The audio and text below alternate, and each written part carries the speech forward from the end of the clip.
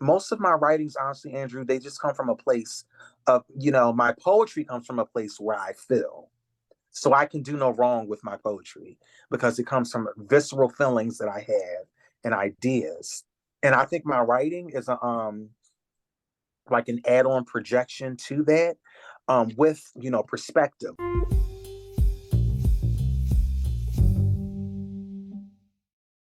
Your brain needs support, and new Ollie Brainy Chews are a delightful way to take care of your cognitive health. Made with scientifically backed ingredients like Thai ginger, L-theanine, and caffeine, Brainy Chews support healthy brain function and help you find your focus, stay chill, or get energized. Be kind to your mind and get these nootropic chews at ollie.com. That's OLLY.com. These statements have not been evaluated by the Food and Drug Administration. This product is not intended to diagnose, treat, cure, or prevent any disease. Hi, this is Andrew. So, when I'm not here in the Ivory Tower Boiler Room, sometimes I'm actually invited to be on other podcasts as a guest. Well, there is one podcast run by Christian Garcia and his co-host Nate that I absolutely love. It is called That Old Gay Classic Cinema. So calling all you classic cinema fans out there and those who love queer theme cinema, which I think there's a lot of you who are listening right now where you've perked up. So follow them on Instagram at that OL Gay Classic Cinema. The first ever episode I was featured as a guest. It's The Sound of Music. I got to talk about being Captain Von Trapp in high school, and it's just such an exciting conversation. They've also featured discussions about Gone with the Wind, The Wizard of Oz, which features guests from the podcast The Garland Gab and Down the Yellow Brick Pod. There's a deep dive of Cinderella, and recently they had an episode on the film Giants starring Elizabeth Taylor, Rock Hudson, and James Dean. And actually, one of the guests, Lauren Randall, I know from Stony Brook University's PhD English department. So shout out, Lauren. You can listen to That Old Gay Classic Cinema on Apple, Spotify, wherever you listen to podcasts. It's definitely such a great listen. So why not listen to it after you listen to this current episode on the Ivory Tower Boiler Room?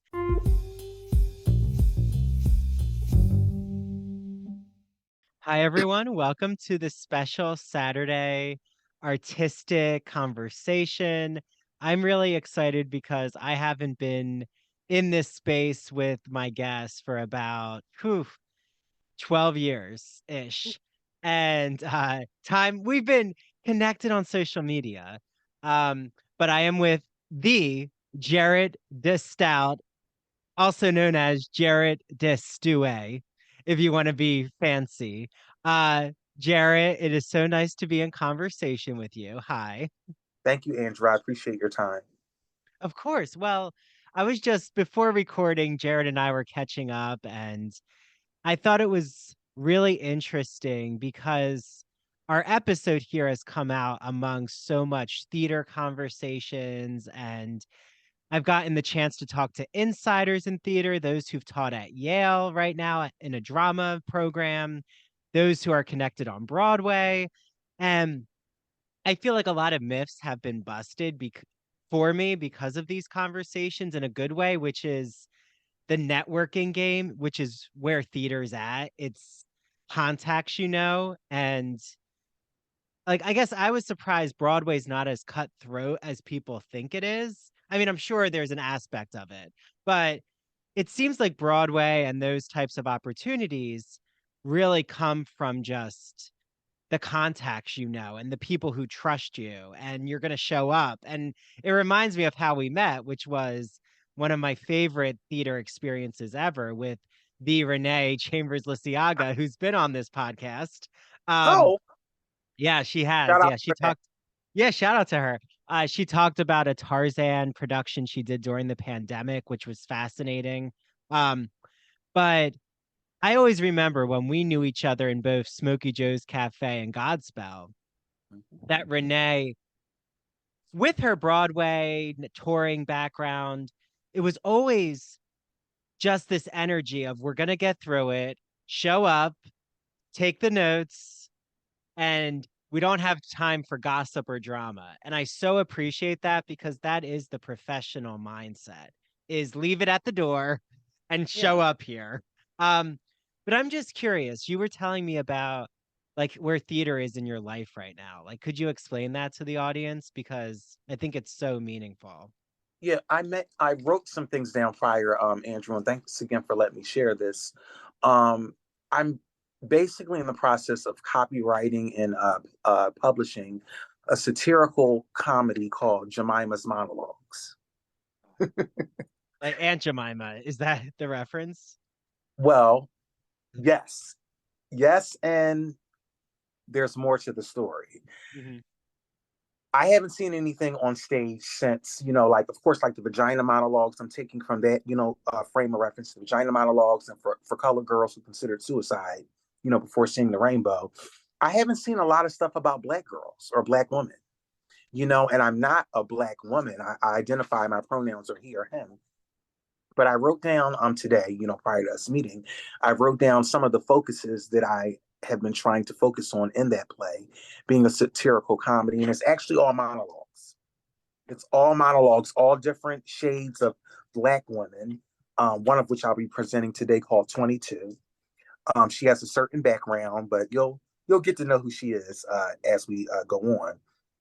But it's just a play, a satirical comedy about different Black women, and I think some of the topics that are interesting to talk about and to speak and to bring it into existence for this play is about the struggle of sexism, misogyny, what's the relevance of work related wages for women, especially women of color. I wrote down their right to give birth, abortion rights. Um, I also went into some ideas about cultural reappropriation. What does the culture look like now for young Black women? I think a big thing about being a Black woman, from talking to them, because I talked to, a lot of Black women since writing, before writing the play and after. Um, and every one of their experiences are different, but at the end of the day, they are identified as that one entity, just being Black, and women of color deal with colorism. They deal with whether they're light skin versus dark skin. Some women are judged based upon their skin tone. I also wrote down that depression, mental health is something that's important, to talk about with, women of color. And of course, being a bitch. To me, being a bitch, now this is quoted from me: a bitch is a boldly independent, talented, capable hero. And I kind of got that derivative from, are you familiar with Susan Sarandon, the actress? Oh, the actress. Yes, absolutely. Yeah, Rocky Horror Picture Show. yeah, Well, I mean, she's known for other films, of course. yeah. But Uh, yeah, I know that called classic as well. And one thing that I never forgot, Andrew, and I've never shared this with you, at least from what I can remember, but she said her weakness was being or not being overtly aggressive versus confident and assertive. Basically, people looking at being a bitch as being a weakness. uh, And yes. she, like, I can counter that idea of that being a weakness by, just showing up, as you said, in any given circumstance, in her, circumstance a lot for film, but just showing up, being truthful, knowing, and Scarlett Johansson talked about this too recently in some interviews I watched, just about, knowing your worth as an artist, not just as a woman, but as an artist, setting boundaries and setting standards, I think is really important, just for, anyone in general, but especially for women. And yeah, it's a play that has a lot of humor, dramatics. And actually, when you brought up Jemima, the first monologue is called Jemima. And it'll be the way that I presenting it and wrote it was a person would be in blackface, a Black woman, and basically going in about the Black woman's lower region. A lot of it's similar to the vagina monologue. So a lot of it's about, women and their sense of phallicness and you know, their bodies. Mhm. You know, so that to me that was just an important, you know, idea just to bring to light the idea of what, you know, what are Black women going through, you Well, know. and I'm so oh sorry. Well, and I'm so glad you're bringing this out, Jarrett, because like your process as a playwright, poet, um, creative thinker, reminds me of I was listening a lot because of the Oscar season. There Mm. was this really great recap about when Halle Berry was the first Black woman to win Best Actress for is it Monster Ball. Monsters Ball? Yeah, okay. And that the Black women who've been honored for an Oscar, usually it's all stereotypical roles. Like they're either a domestic worker or they're psychotic, they're fitting into these they're not necessarily fleshed out characters or nuanced as much. And um yeah, I mean, I'm so glad you're putting this out into the universe because for me, for Colored Girls, and even the film version is so spectacular. I it's one of the only works that I think had that broad of an impact of showing the complexities of Black women with their agency. And I mean, I can't point to another Hollywood movie that had presented something so Poignant. empowering. Yeah, poignant. Thank you. Mhm. Um, and I mean, maybe we could say Black Panther, but that's in the, comic universe. Jamie Lee Curtis got the Oscar. God bless her, though. I know she did. I know. I love Angela Bassett. Well, Yeah, yes, I like both. But again, the Oscars are so political. political. Mhm. Exactly. They have to campaign for them, Yeah, and put money into it, which I still don't understand why you need to put money into an award. yeah, Um, it's like a, political election. yeah. So, but what I think, well, let me ask you, why, Jared, do you think that, like, being a writer, Hmm. do you feel that being on the stage prepared you to write, or do you feel it's a different perspective, right? Because you're not in a character. Like, this is why I love what we get to do as artists is sometimes when you're only in the theater on the stage side of it, you don't get that perspective of being distanced as much from the work. Like you have to embody a character. It's not about the full production, right? Because then you're going to get distracted from if you're trying to analyze everything. But like what you're doing, you're literally putting it together. And I think, Yeah. yeah, what's the process like for you? Well, doing this, the monologue that I'm bringing up today, I'm glad you brought that point up, Andrew. I talked to, you know, like I said, I come from a African American woman. I identify as a, as far as nationality, African American male with a Creole heritage because I had, you know, but DeStouet is a French relation, of course, and a lot of family I have in California that I've never met in Louisiana, and I'm like, oh, do I need to go and get my Jerry beats? Um, because for one, I love that, you know, I love the Louisiana culture. Or from when I did a show a couple years ago at the Black Box Theater at the Walnut Street Theater, New Orleans, New Orleans. That's the way a lot of them say it. I did a play called Flying West there. So we didn't say New Orleans, we said New Orleans. you know, you know, just coming from that, you know, from that background, that's how I identify. I talked with some one particular an artist that I work with, you know, on stage in a musical, and we talked about just her traveling experience. Where she brought that up, I remember about how she, you know, what I asked her, what does it feel like and what does it mean to be a Black woman? And she immediately talked about, you know, how she you know, encounters certain circumstances overseas. And from my research, it's mentioned that the Dominican public has a high rate of sex trafficking. You know, and that was something that was something that she brought up. Sorry, Siri said she didn't have the answer for that. Oh, Sorry. Well, I don't know. I hope Press like, Siri eventually gets the answer to that. I mean, yeah, right. oof. But yeah, right. So she brought that up, but then she also brought up the visibility of what it was to be a black woman. I don't know if it was in India, wherever she was. It wasn't in this country.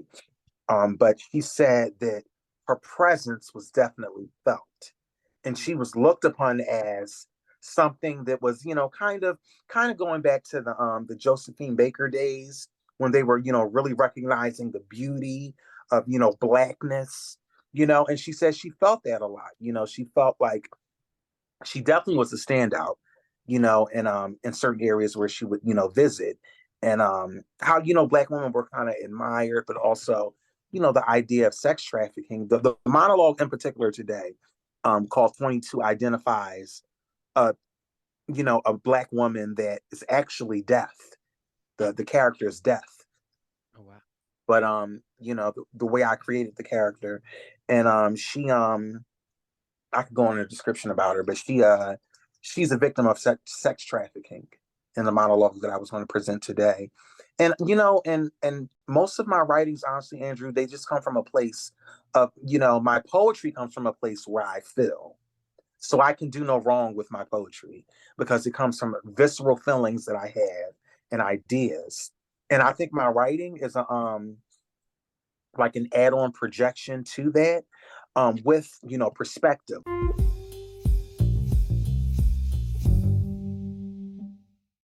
LGBT stories are universal, but each one speaks to the individual heart and soul of the writer telling it. Do you have a story to tell? If so, the Gay and Lesbian Review wants to hear from you. Have you been moved by an LGBT book, film, painting, television show, or other form of media? The GNLR believes in bringing awareness to queer art and artists through reviews, commentary, and thought pieces in which the author relates their personal lives to a particular piece of art, a novel, a movie, or what have you. In addition to the articles published in the print magazine, the GNLR also publishes articles on its blog as well as personal essays on its popular Here's My Story section. This allows people like you to share their own experiences with our readers. To learn more about submitting either to the print or the online edition of the GNLR, visit glreview.org. That's glreview.org, and scroll down to the bottom of the page to find a link to their writer's guidelines. If you have any questions, email stephen.hemrick@glreview.org. The GNLR can't wait to see what you have to say. And remember that they're offering an exclusive code with the Ivory Tower Boiler Room. So when you subscribe to the magazine, you'll receive a free copy with any print or digital subscription. So that's 7 issues instead of 6. Again, just visit theglreview.org and click subscribe and enter the promo code ITBR for your free issue.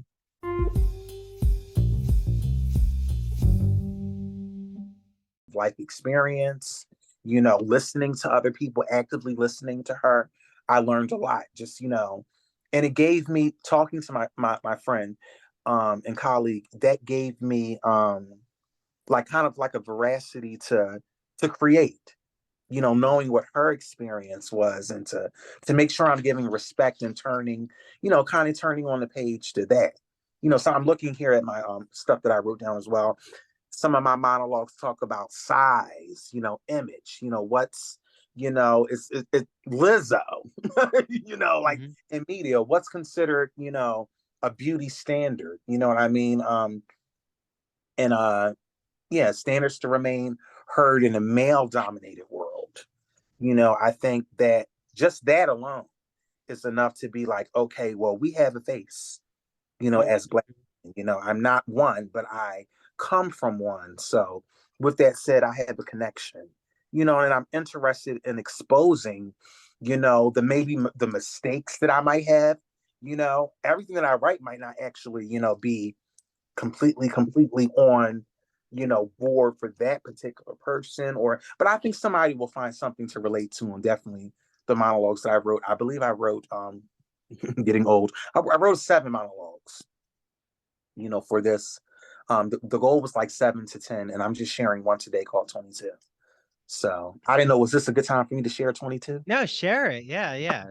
Oh, because I'm just Yeah, saying, because no, definitely share it. Well, and wait, before you share it, I just wanted to um say to everyone who's listening, we've had on Ebony K. Williams on this show, and Ebony is a lawyer.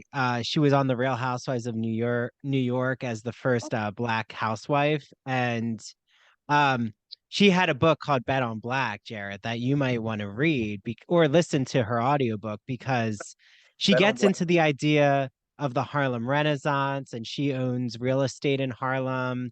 Like she looks up to Josephine Baker as that kind of role model as an artist, and um also talks about colorism and like her own mixed race, and how there's been judgments of how she defines blackness. Like she needed to define it herself and not let others outside of her own body define it for her. And I think, yeah, there's so much that you're saying that I think connects to what you're about to present. So yes, please deliver 22 to us.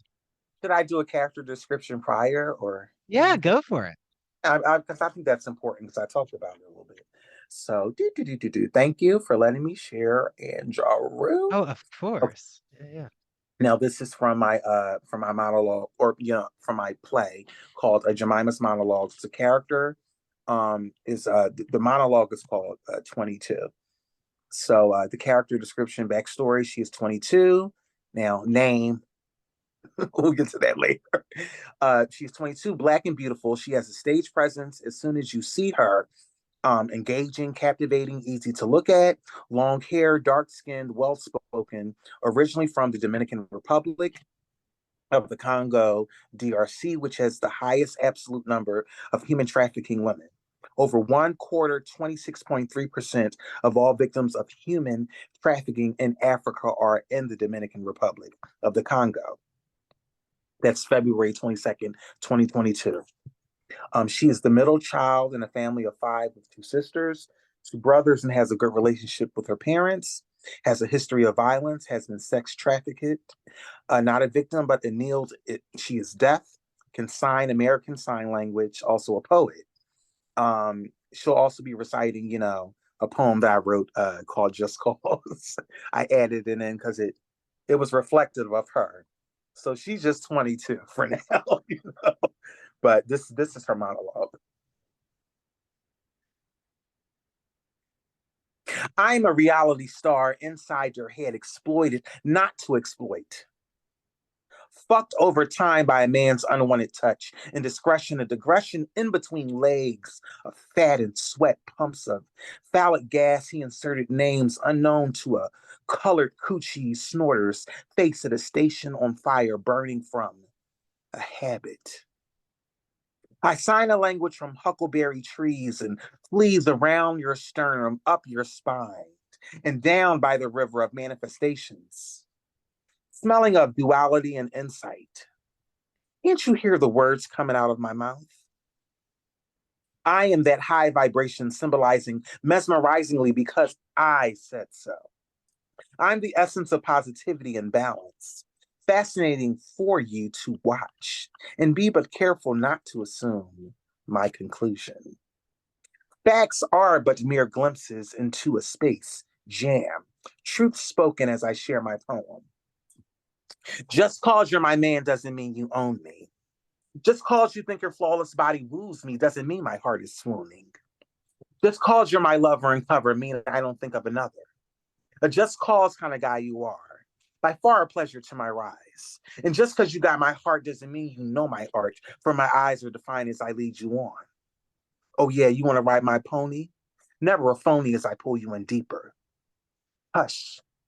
Hush, hush, Spanish boy, for you look but you don't see. Yes, me, I want you to see, but you just look on. Free, I desire to be of this just cause kind of guy. A fulfiller just to that void of loneliness. A receiver, never a reliever of real substance. I want better, Mr. Clever, never a whether or not. I want something real and someone real to feel. That tangible one I will find soon, just because I said so. And that's it. Wow. Oh, that's so good, Jarrett. I mean, you gave her the voice, and like your background as an actor really comes through with how you've compiled this monologue. Like it's you're able to give the Flavor? flavor of the character. Exactly. And that's not something playwrights always do. Like they're not always comfortable performing. Like Yeah, they need someone to interpret their words right. and revise because it isn't through that acting lens. Like that's where I feel you really have um marinated this Hmm. together. So I'm excited. Like how far are you in this process of Well, your mon? all I'm sorry. Thanks for your constructive criticism. I'm basically all the pieces are written. If I'm looking at my email to be truthful, all the pieces are written, Andrew. So I'm working basically outside of a poor man's copyright, which means you mail it to yourself. But I'm working on the copywriting part and also the publishing. I've been careful not to share, you Mhm. know, these monologues outside of this, spectrum. I'm looking now. I just want to just make sure. I'm checking something. I'm going to say Jemima. I'm pretty sure I have two plays. I wrote this and I also wrote it's it's basically I don't know what it is with me and these, you know, this LGBT thing, but I definitely, am openly, supportive and, identify as, a proud African American queer male. But my other play is about, you know, this is the girl version. My other play is about the boy version of the LGBT.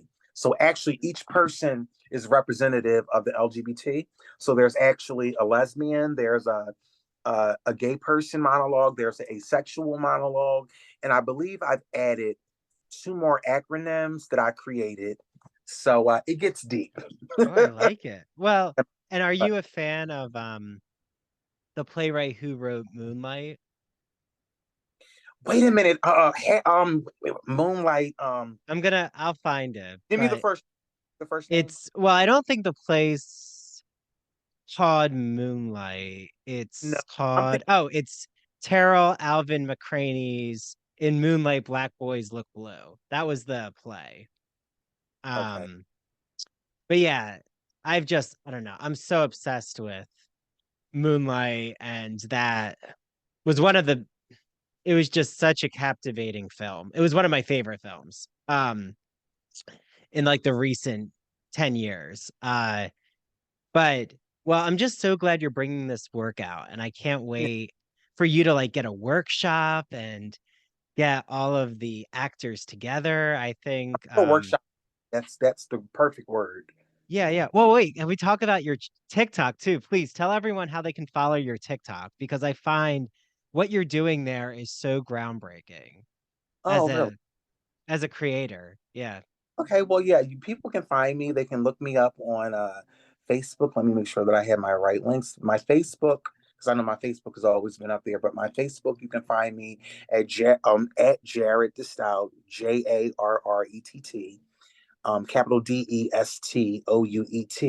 Now, as far as my TikTok, I have two TikToks, but the one where you can find a lot of my headshots and whatnot, I'm looking now. It's at Boldly G, 30, the number 31, and it's at Boldly G 31. Everything's lowercase, BOLDLYG, the number 31. I also have another TikTok, which is on this phone. I don't want to click off, but you can find me on TikTok there. And of course, you can follow me on Instagram at Jarrett J. DeStouet. Yeah, and we'll have all of that in our show notes for this episode. But like what you're doing on TikTok, what I love is you're like so immersive in Mhm.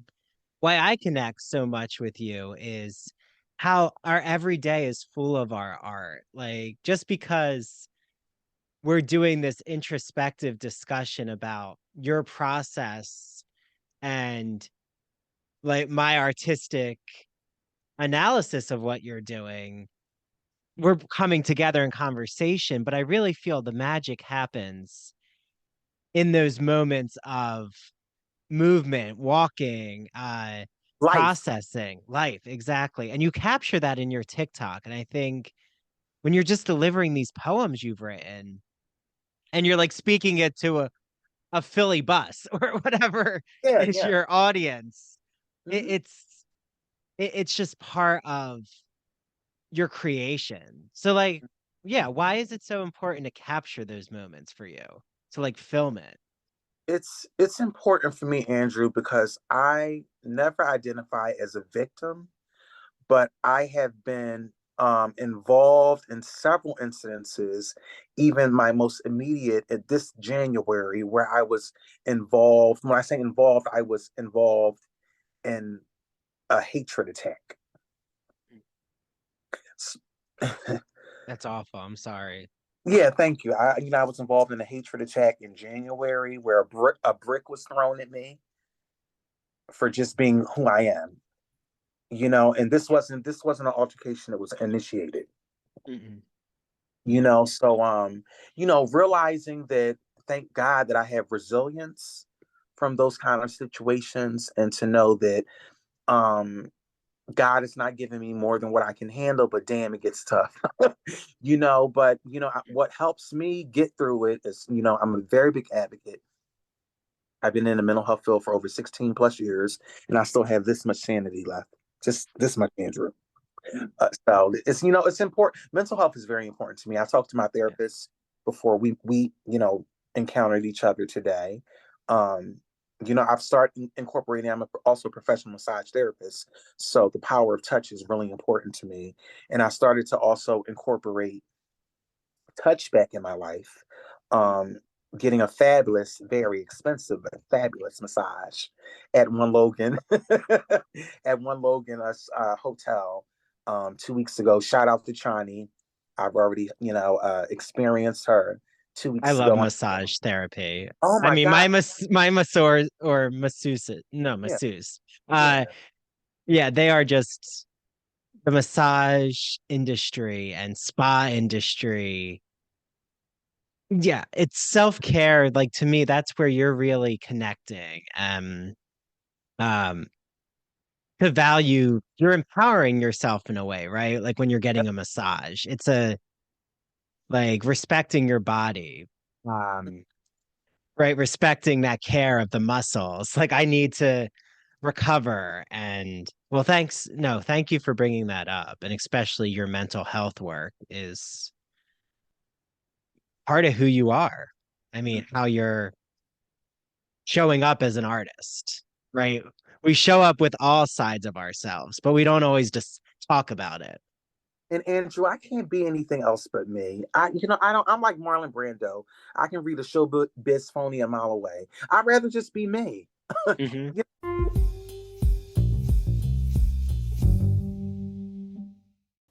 Hey, Ivory Tower Boiler Room listeners and true crime friends. You've heard me gush over this incredible woman and her beautiful products. I'm talking about Mandy Made It. Mandy makes customized and original crochet and pre-cut goods. They are the perfect, unique, one-of-a-kind gift for literally anyone in your life. And she makes incredible home decor. I still have my pumpkins that I put out every fall. I just love them. Check her out on Instagram at MANDEE Made It, or search Mandy Made It on Facebook. To order, just slide into her DMs, and if you mention the Ivory Tower Boiler Room, you will receive a free personalized gift with your first order. So, go on Instagram and look up at Mandy Made It, and Mandy is spelled MANDEE. Again, her handle is at Mandy Made It, Mandy spelled MANDEE. and order today. Okay, so does everyone know that when I'm not a podcaster, I'm actually writing academic scholarship, teaching in the university, and just doing all my queer male scholarly inquiries and analyses. So I am so excited to be talking about one of my favorite academic publishers, Broadview Press. They are an independent academic publisher. They publish in the humanities. They produce high quality, pedagogically useful books for university and college classrooms.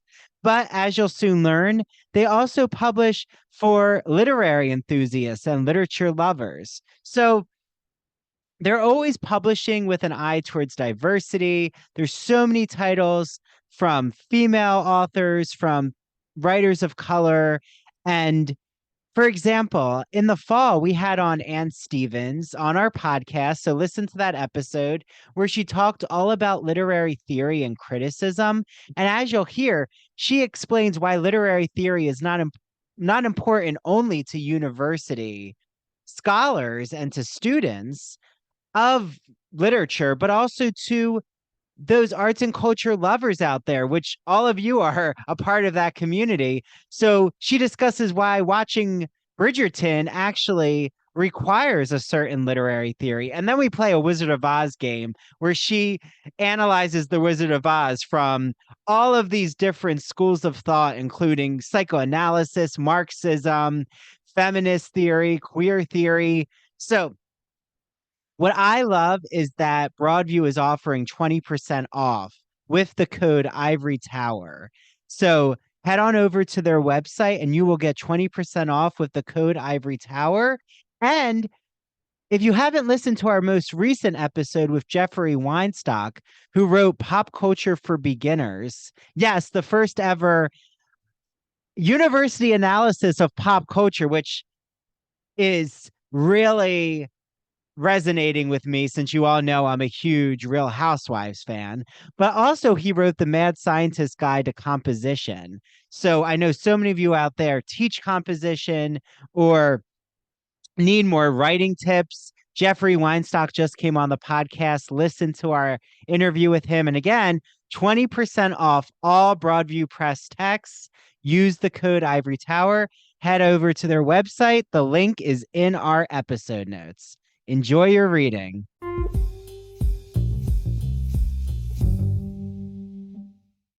Too much to lie. You get caught up in a lie after a while. So it's just like, I really am very strong on like Stanislavski, the what if principle, and definitely method. I'm not into faking it. My hair is still growing. No, that's where you and I knew. Right, I was in high school. Well, I had just graduated when we did Godspell. Maybe graduated. I think I did. But how old are we now? I mean, now I'm 30. But even back then, I mean, Renee will always say it, but I think you would note too. I was always just analyzing, observing. I like to not insert myself until it's really a calculated decision. Like I've thought through, oh, okay, this is what my character would do on the stage. Being deliberate. Yeah, I like to play around with the role if I get a role on stage. And I think I've even told Renee I'm ready to go back on stage after this PhD. Like I feel it's always part of what I'm doing is the acting. But I feel like now my approach to a character is really the introspectiveness of their psychology. I'm always interested in their biography, reading about the historical period. I like to do the research just because I'm always researching. And yeah, the method is so I connect to the actor's studio, what Marilyn Monroe did. I mean, right, you have to have your boundaries with method acting. But yeah, I want you to know, Jarrett, what you do on your TikTok, what you're doing in your authenticity of I agree. Being who you are opens the doors in ways where people connect with you because they see how courageous you are. And I am It's big. showing up, yeah, as an openly queer African American man. And this is the kind of work I'm producing. And I'm not afraid to show you who I am. Like, yes, you'll have your obstacles, but I always say there's Oh, more in your corner. Yeah. yeah, and what I can when I'm listening to you, Andrew, you know what I can remember that as far as us being on stage together, I can remember like distinctly, vividly remember. Do you remember from Gospel, all good gifts around us? Yes. Yeah. That was my solo. Yes. I Yes, don't I do. yeah, for some reason it's just like when I think of Gospel, I think of it in different facets. But when talking to you and thinking about your level of performance and your ability to connect and not break the fourth wall and whatnot. I can remember you being, your authentic self and that coming across well, even in like the activity when I remember the choreography was simple, but we were all basically, holding hands and coming together. Yeah. I'm sorry. Oh, mail. Sorry. You get mail. Oh, what is I this? love it. Oh, We're getting a mail delivery on the oh, episode. Oh, I like it. don't you like when crazy happens? It's my cousin. So yeah, I remember you being authentic, and I remember having, this is something that I didn't share during Godspell. Mm. Andrew, I was going through so much. I think it was life, but I was just going through a lot of spiritual warfare when we did that show. Mm. I was going through a lot of spiritual warfare, and I can remember, dealing with a lot of, personal, stuff, and most of all spiritual warfare, meaning, you know, going back to the method acting thing with Judas. And I'm like, when have Yeah. I betrayed someone before? And what does that feel like? Mm. You know what I mean? So I started to think about that a lot in that character. And I know Judas is difficult. It's a yeah, difficult, well, Godspell's difficult. I will say it's a having tough. that, it's tough because I also, I'm not, I don't identify as Christian now. I actually, um, found like my Jewish roots with my family, like in the past. And I kind of connect more now to Judaism in a way, but just I'm really spiritual Mhm. and I don't talk about this a lot, but like on the podcast, I don't.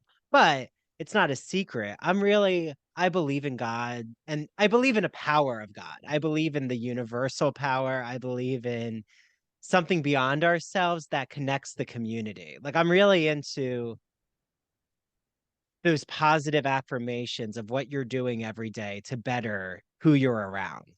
Like I care about the moment more so than what happens in our death. Like I'm not really interested in the afterlife. I'm interested in now. What's happening Um now? yeah, what's happening now because I feel that's where the change is happening. Like how can I use like you, how can you use your talents and your voice to empower? And I think that's where spiritualism, there's so many facets. And I think when I was in Godspell, I kept seeing it as, oh, this is um like all through the Psalms and parables, and like this has a Christian doctrine, but really it doesn't. It was my own interpretation. And Right. like it really I, is it's a spiritualism. yeah. Yeah. It's a way to But go about yeah, spiritually to treat other people. exactly. And that's what I love about Day by Day. Like that's one of my favorite Right. songs. It is. It's just that really every day, um, who are you around? Who are you connecting to and helping? And that's why right now in our world, I just don't know who has time to have bitterness in their hearts, to be turning their back against marginalized people. It just is so sad to see. The hate is really upset. Of course it's upsetting. But like when I talk to you, I have hope of, Oh, okay, there's artists. Like, that's where creative people, we need them. Like, yeah, we need these voices. We need people's humanity to be shown. Like, mhm. because I think um, there's more love of a power right now than the hate that we're seeing. I think it needs to be uh the empowering act of LGBTQ, especially love and kindness and coming together, um, needs to be on display now more than ever because, um, like a wave, it will crash that hate and those who just are scared. I mean, they're scared. It's fright. It's things they don't know, but you Ignorance as know, well. Yeah, yeah. ignorance. Yeah, but that's why you know, definitely am so glad we're connected back again because everyone who's listening to this but who doesn't know your work um can now listen and follow your TikTok, follow your Instagram, your Facebook, and just see how open you are with dissecting queer expression and yeah, all of these facets. It's right. We want authenticity. I do. I think right now in our moment, the authentic is what's empowering everyone Yeah. is being authentically good, though I should say, Mhm. authentically full of love. Yeah. Because you're an authentic jackass too. Well, that's true. That's a I want to put a caveat that Whatever, yeah, whatever I mean you are. empowering an empowering philosophy of love, not the other aspect. But yeah, it's been such a pleasure, Jarrett. I can't wait to just have you back, hopefully, when your workshop's going on. I hope it happens in Philly so I can come and see it. Um, and I'll be there. I will come from Long Island. Well, we'll see where I am with my different career. I was Who gonna knows where I'll be? Uh, on the but yeah, this has been wonderful. I'm so glad the audience got to like get a glimpse into your artistic mind. It's why I love this show. I think we all have a process. mm, Artistic people have a process, and it doesn't just magically happen on the page or on the stage. Like oh, it's a journey. And yeah, no, live thank you for life. teaching me. Yeah, yeah. Yeah, thank you too. Viola Davis, she said, in her Oscar speech for Fences when she won, she was like, "Thank God, I chose to be an artist because it's the only profession where you live a life, Mm, and that comes mm. with ups and downs and uh, Oh yeah. Well, and so what I forget what the song lyrics are, but like some days you're uh on top and other days you're just trying to get by. I Judy mean, Garland says the road gets rougher. wait, who That sings that? the road gets rougher. I know she says like the road gets rougher, so you basically have to get tougher. It's from one of Judy Garland's, one of her songs. I I love love Judy. Judy Garland. Oh, I love her. And also, if you've never seen it, when she's with Lena Horne on her talk show that Oh, she I saw had. that on her show. Oh, Yeah, so wonderful. I mean, Lena Horne, thank God she has a theater named after her now on Broadway. Like, I'm so happy. Harry or who now? I'm not sure. Oh, Lena Horne has a theater named Where? after her. Where? Oh, in New York. Oh, wow! Didn't know Yeah. that. The I Lena forget Horne. whose name they changed, but yeah, one of the theaters now is the Lena Horne Theater. Um, Sorry, Andrew. I only brought up Tyler Perry because I know he named, several, at his studio and oh, his okay. studio space in Atlanta. I know he named one after Whoopi Goldberg, so I wasn't sure Okay. he had named Yeah, one and after. now. Yeah. But and representation is so important, right? I mean, like I just think of that with Lena Horne because people will walk by and they don't know who she is, and now they do. Like they'll do a search, they'll listen to the music, and um, because there's some people who are detractors of representation, like um, it doesn't matter who's in that role, but it does. I mean, it matters who's being shown on a wide, especially the film industry. It matters who's on that screen. Right. And yeah, I'm so excited for you, Jarrett. Thank you for joining me, and I will be in touch with you soon. Okay. Love you, friend. Love you, Jarrett, and bye to the listeners out there. Happy Saturday when you're listening to this. Yes. And yeah, let's just share that community empowerment spirit. I want Absolutely. everyone to take that away from here. Yeah. Okay, well, bye, Jarrett. Take care, Andrew. Have a good day. Thank you. You Happy too. St. Patty's. Oh, yeah. Happy belated St. Patty's to Right. whoever's listening. Right.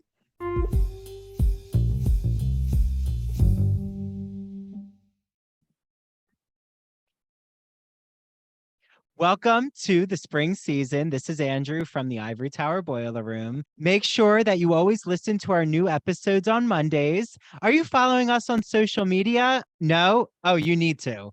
Follow the Ivory Tower Boiler Room on TikTok and Instagram at Ivory Tower Boiler Room and on Twitter at Ivory Boiler Room. Hey, true crime friends. This is Mary DePippi, host of True Crime in Academia. Don't forget, episodes come out on Fridays at 7:30 p.m. And you can also follow True Crime in Academia on social media. On Instagram and TikTok, we're at True Crime in Academia. And on Twitter, at TC in Academia. And Mary and I, we need some coffee. We need to keep a pep in our step, and we just need that caffeine. So do you know we sound have energetic? We're not. We're tired. Yeah, no, this is all coffee. So the Ivory Tower Boiler Room Cafe is our Patreon, patreon.com/Ivory Tower Boiler Room. $5 a month unlocks so many bonus episodes. So for the Ivory Tower Boiler Room, you get Mary and I, our exclusive winter arts and culture hot takes, including what do we think about Prince Harry, Pamela Anderson? Were our Oscars predictions right? Why does James Cameron have to make Avatar movies? We want more Titanic. Okay, and also I dissect straight gym bro culture with Dominic Janes. Why are people afraid of sodomy? You get all the uncensored conversations on Patreon. That's where our bonus episodes are. And I know, Mary, what do you have on Patreon? Oh, we have a lot right now. I cover cases that I would not cover on the podcast. So if you want to access those, like Andrew said, go to patreon.com/Ivory Tower Boiler Room so you can see episodes from True Crime like The Dating Game Killer, aka Rodney Alcala. Or you can see the live video interviews that we have done. Most recently, I interviewed not one, but 2 forensic psychologists. And get this, I only released 30 minutes of the actual audio to the podcast. So that means the whole extra 30 minutes is on Patreon just for subscribers. Wait, an extra 30 minutes? Extra 30 minutes. A cup of coffee, everyone. Okay, well, I also want to shout out our amazing internship team here. So our interns include Andrea, Sarah, Caitlin, Rosie, and Sheila. A round of applause to all of them. We thank you. They keep the Ivory Tower Boiler Room literally going. So Mary and I are so appreciative. Thanks to our audience. And we can't wait to see you back here. Bye, everyone.